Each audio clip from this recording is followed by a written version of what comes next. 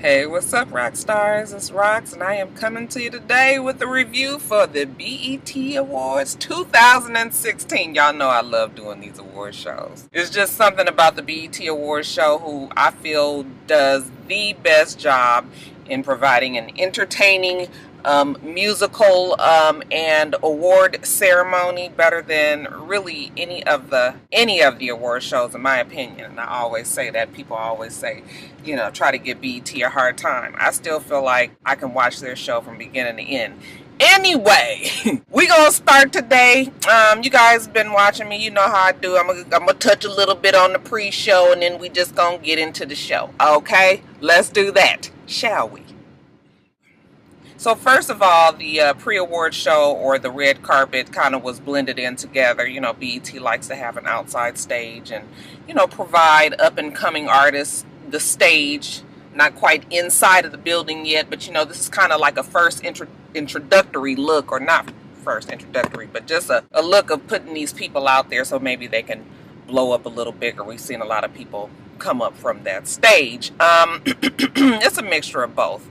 This time they did it a little differently. They debuted a lot of videos, which I was fine with, because usually the people that they have on the stage suck, and it's usually not good. They usually don't have much stage presence. Usually you can't really hear them good. It'd be too much going on. People be screaming in the audience. So I was fine with the videos that they showed. I think they showed Fantasia's Sleeping with the One I Love, which was really, really good. I had heard that earlier in the day on the radio, and I enjoyed that song immensely. They also showed June's Diary. Is that the name of Kelly's group? I think that's the name of the group, June's Diary, their new song. Who else, you guys? They just showed a bunch of different videos, and I was, like I said, I was fine with that. Ray J. Y'all, is we gonna have to stretch out the hands of prayer for your boy Ray J? I was like, what the fuck? Who done left the damn top off the E&J bottle? I really don't know exactly what was going on with Ray J. I feel like he was so fucking hyped up and high on something that originally he was supposed to be backstage kind of just talking to the people, but that motherfucker was acting so damn crazy they put that nigga on the back lot. I mean, we did never see him interact with anybody or anything. I was just like, what is he supposed to be doing? Everything was like this, and he was talking, he was, I love everything, I was just like, oh, so he is really, really way too excited. I mean, I know he's glad he got this gig or what, fresh off the Kanye West video, which we'll talk about in the top of the blogs, child. I actually like the video, though. Yeah, I wasn't real sure what was going on with your boy Ray J. I was quite concerned for him. Who else? Deborah Lee, you guys. Child, I tell you what. Deborah Lee she just be never all the way right. Y'all, I was looking at her yesterday on that stage. I was like, bitch, if that ain't my mama's curl dead on 1982, same curl pattern, same color, just a fucking mess. I just want somebody to just cut all Deborah Lee's hair off and just let her get a cute little short little, something. It just don't be right, bless her heart. She be just as nervous every single time. She was on the pre-show. She still reminds me of the Black Roseanne. Who else? That was pretty much it for the pre-show. They showed everybody. Everybody looked, dressed appropriately for the BET Awards. Not too much, not too little. Except for, Remy Ma. Y'all, I love Remy Ma, but I can't, them titties was killing me last night. I was just like, child, this white dress, she wore a different dress in the performance, which we'll talk about later, but on the pre-show, that dress, them titties was, it came way low like this, and then the split, like, I don't like when the split is stretched. Like, to me, a split is supposed to, subtly show your leg, okay? But when it's wide open, pulled wide open like that, it almost looks like your dress is too small. Just my opinion. The dress was nice, but I just felt like, she was just too much woman for all of that. She's the only person that sticks out in my mind, the red carpet, that I was just like, oh, child. But that's pretty much it. Y'all, the red carpet was cool enough. 2 hours, got us warmed up for the actual show. So let's talk about the show now. of course, on the red carpet, they were hinting all around that Beyonce was there. I mean, we already had got an inkling of that when her dancers showed up on the red carpet, in formation, of course, marching with their pro-black wear on, various Afrocentric hairstyles and clothes, and, very militant and walking. I mean, it was just, it was already, we already could kind of figure out that if her dancers was there, the fuck they gonna be there without Beyonce for, okay? So we already knew that. Of course, people kept bringing it up on the red carpet. I saw somebody on Twitter was like, why they keep on saying that she gonna be there? If they want it to be a surprise, they ruined the surprise. Well, they don't want it to fucking be a surprise because they knew that she was the opening act. They knew you niggas can't never be no fucking where on time. So they was like making sure that you guys knew. Make sure you watch this show from the very beginning because Beyonce is going to be there. And sure enough, Beyonce did open with freedom, freedom, I can't lose. Freedom, where are you? Somebody just got me an iTunes card. Shout out to Joseph on Twitter. Got me an iTunes gift card last night so I can get the actual Beyonce album so I can learn the words. But yeah, she gave a very energetic and rousing performance of freedom. They had the water stage out there and everything, okay? She had her dancers out there. They was kicking fucking water all over the place. I was just like, if I was up in that front of that damn stage with all my nice, Roberto Cavalli wearing my Givenchy and my Gucci and my Tom Ford and whatnots, I'd have been pissed if they kicked that fucking water on me. But something tells me that the stage was back far enough that people didn't get wet. I actually want to give a quick shout out to the stage people there, both Beyonce and BET's people, man. They got that fucking stage on and off so quickly. I mean, I was just like, how is it that, somebody who was there, if you watching, y'all tell me how they got that stage out there. Did it go down? Was it somewhere else? Was it on the side? I mean, it was amazing how quickly that stage was gone and they got to the business at hand. Wasn't it amazing to you guys? Oh, okay. Y'all give them a clap. Y'all don't never want to clap for the black folk. But yeah, she did a great job. I was pumped up. You guys know when I saw my boy K-Dot come out of that stage, you guys know I was like, yeah!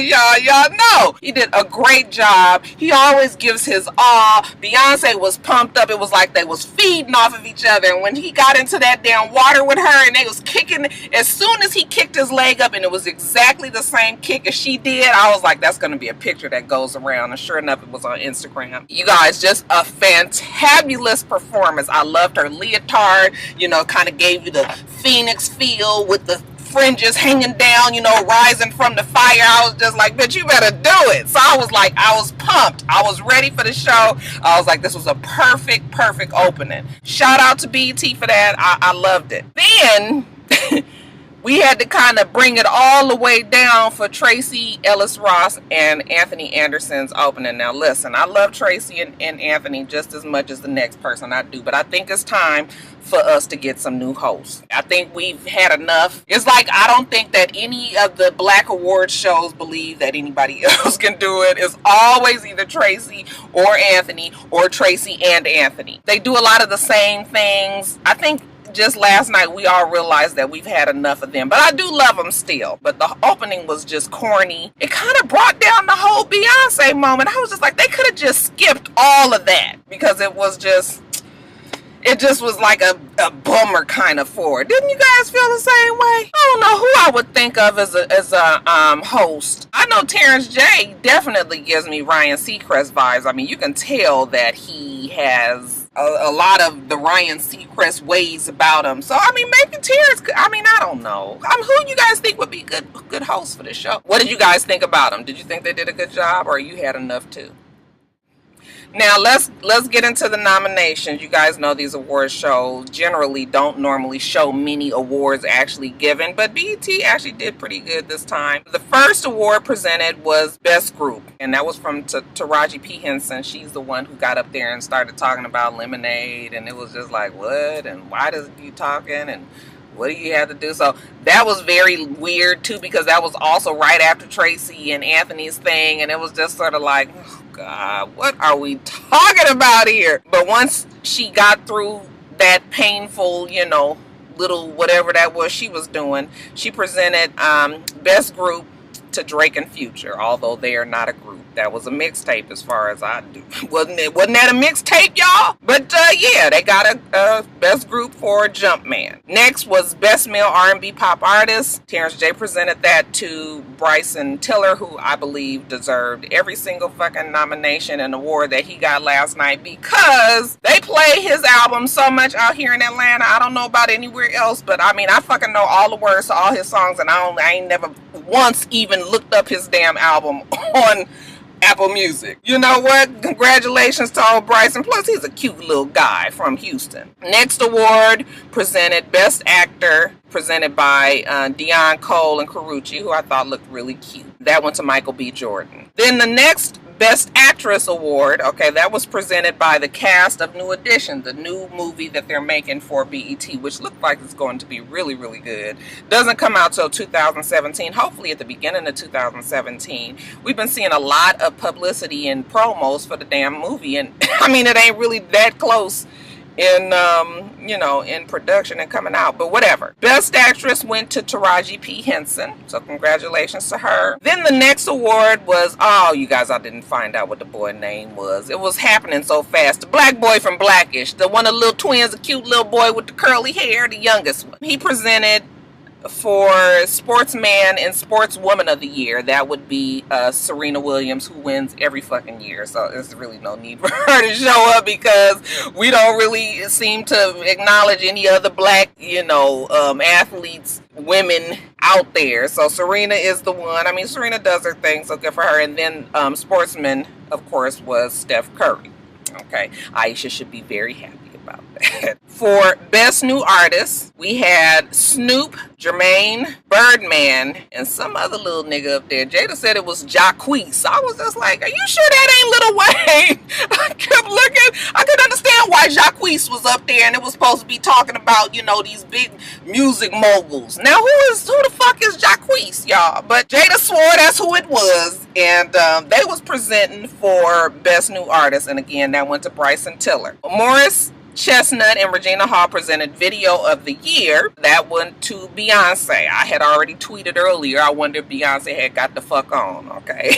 And we didn't see Beyonce come out. Mama Tina got up there, you know, with her old raspy voice like this. You know, she's so country, and she be talking.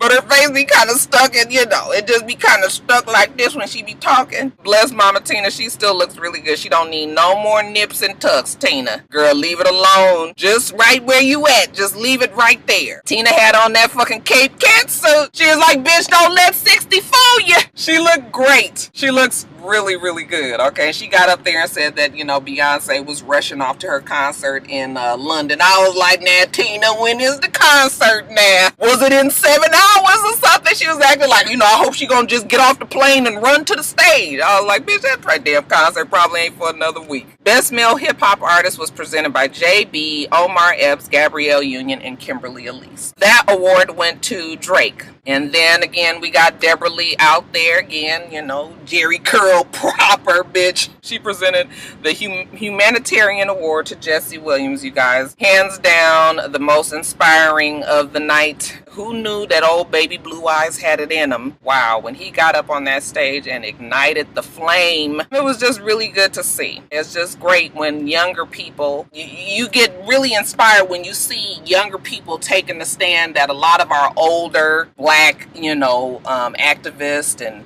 actors kind of took. You know, everybody was comparing him to Harry Belafonte, and so it was good to see. He's definitely got the platform and he's using it for that matter. But yeah, he was fantastic. Okay, he's so fine, y'all. I don't know what it is. He looked even finer. You know, I'm not, even though my husband is quite fair skinned, I was just like, child, I don't normally like the light skins like that, but Charlie's so intense and heavy and dark and deep and brooding, and you know, he just so, I just was like, oh Lord, I think I likes me some Jesse. We love us one that's just gonna give us the, you know, the fist bump of righteousness. So I wrote down what I thought was the most important part of his speech when he said, we are not interested in conditional freedom, we are interested in what we deserve. And that right there is That's just the crux of it. That's all we want, y'all. So I loved it. Yes, I saw the drama on Twitter with Justin Timberlake afterwards, which is just unfortunate because I'm not going to get into it right now because we ain't talking about that right now. Okay. But I'm telling you, some of Black Twitter get on my fucking nerves. Then we also had Gabrielle and, what's his name? Oh, I cannot think his name and I didn't write it down. The one who did Birth of a Nation, Nat Turner. He's playing Nat Turner. What is his name? You guys know who I'm talking about, right? And the other girl, I believe, is also from the movie. They presented Best Gospel Artist, okay? And that went to Kirk Franklin. No jokes here. What's going on with Kirk Franklin? Is he okay? One of my Twitter rock stars who is in medical school says she feels like he might have sarcoidosis. We ain't trying to put no illnesses on no man or not, but something definitely is up with Kirk Franklin. He just didn't look well, and then when he was talking and his voice was really, really shaky, I was just like, wow, something is up. My mother-in-law has sarcoidosis, so it is a debilitating disease, and I know that my mother-in-law lost one of her lungs to sarcoidosis, and so when she talks sometimes, when she can't get her breath, her voice is very faltering and kind of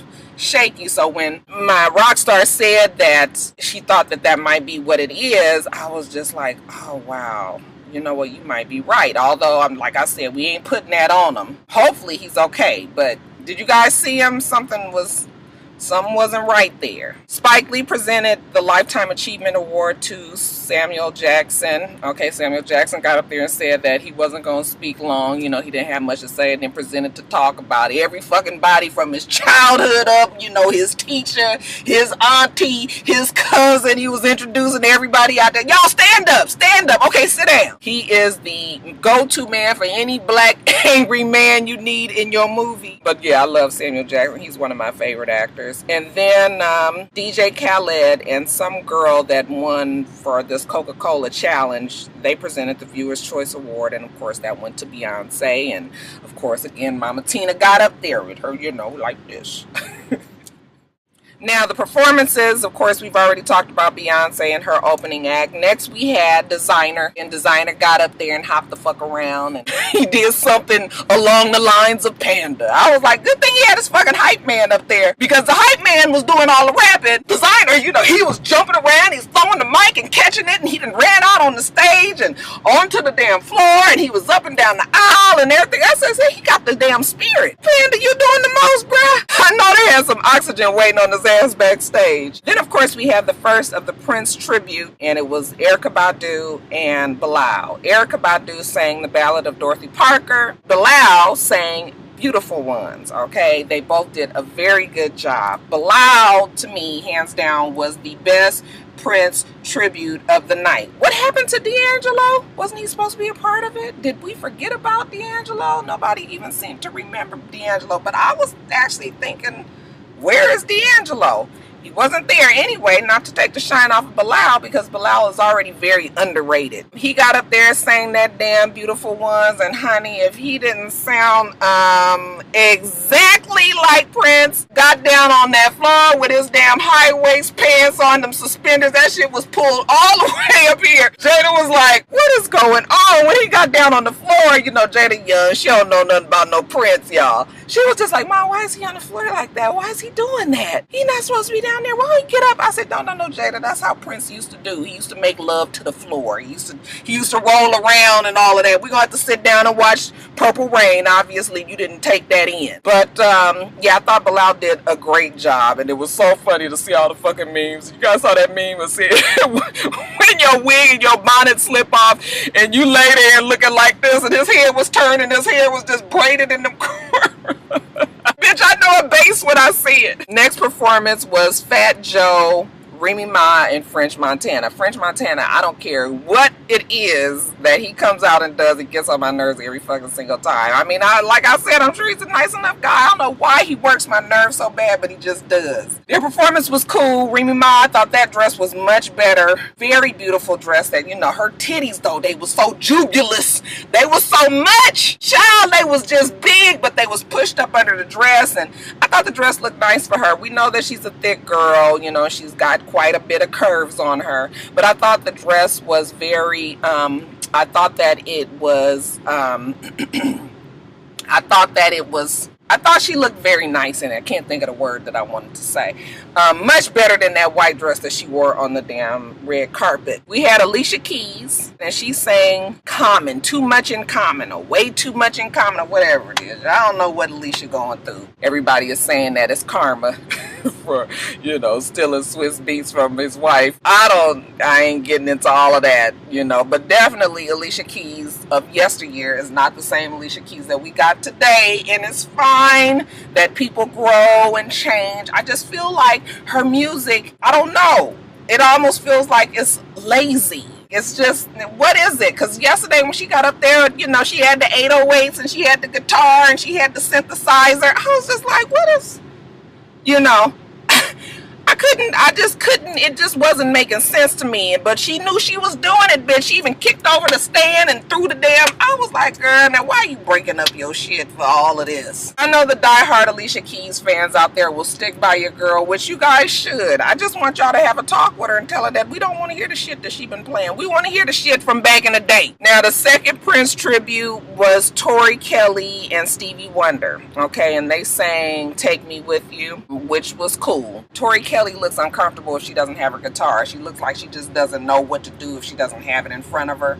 So I was just like, she was a little awkward. But I was just glad that none of them ran off, you know, and started doing their own runs, and Stevie started adding his own words in and wanting the audience to sing, you know, and changing shit up. So I was cool with it. I was glad when they was done. Then we had Jennifer Hudson come out, okay, and you guys know J Hood is not my favorite singer. I was just like, here we go. People red. That thick ass, big ass tongue she got always just be extra, you guys. I mean, Purple Rain is not an extra song. I'm not saying that the girl cannot sing. She obviously has a fantastic, fabulous, very large, big voice. But I mean, it was fine. I didn't love it. I didn't love it, but I know you guys did. So if just as long as y'all was fine with it, I didn't hate it. I just was just like, okay, get off the stage with your hoodie on. It says you look like E.T. Bryson Tiller, he got up there saying Exchange and Don't. Did a good job. Wasn't a whole bunch of extra. I thought he sounded good. I thought he did a good job. Then Maxwell.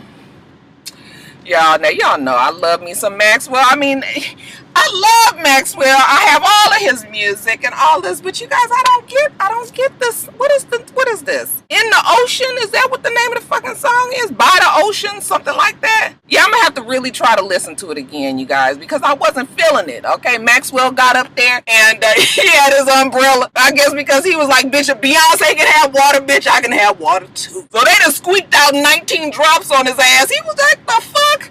This is not what I meant when I said turn the rain on. Beyonce had to use all the fucking water up. He just like took that damn umbrella, put it down like, fuck it. Y'all ain't gonna give me no fucking water, then just forget it.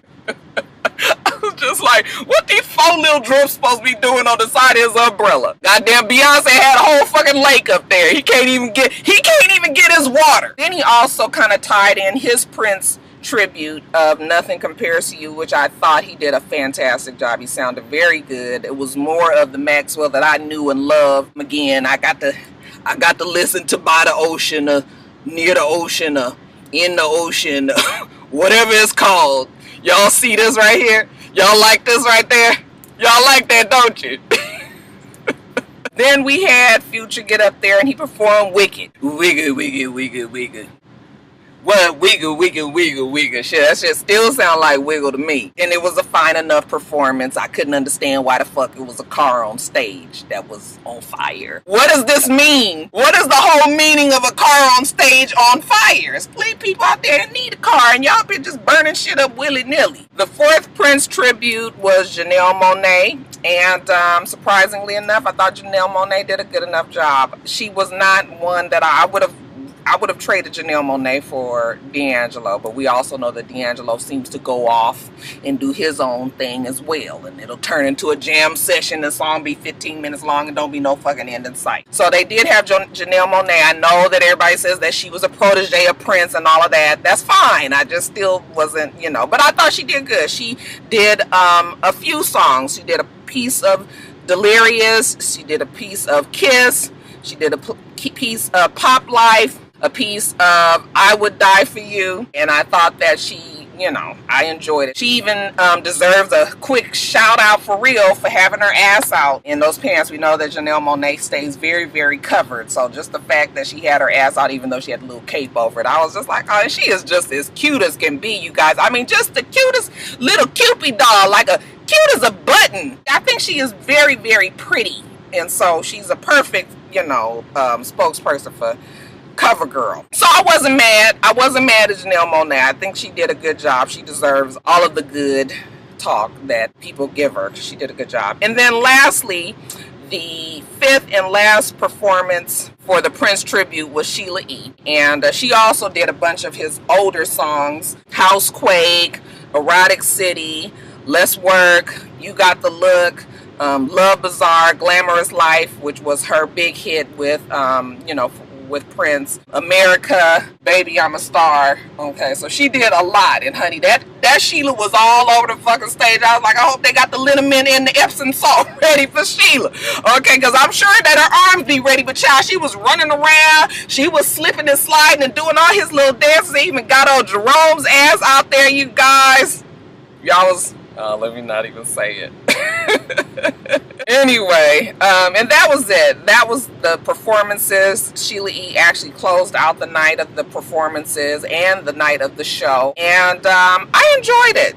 I really, but I always enjoy the BET Awards. You guys can go back and watch all of my old BET Awards reviews. You guys tell me what you thought about the show, though. I know that you guys were all watching because we were all on Twitter. And for anybody who follows me, you guys really should follow me on Twitter when award shows are on. We have a really good time, okay? And I don't be on Instagram, and because Twitter is just much more faster and it's just easier. It's right there. So you guys need to follow me on Twitter if you're not, because honey, we be partying on Twitter, I'm telling you. But yeah, you guys tell me what was your good and your bad and your ugly, and what did you love and what did you hate, and what could you have done without, and what did you wish they did do, and what did you love the fact that they didn't do. Okay, put all that in the comments, y'all. I'm doing this for y'all again.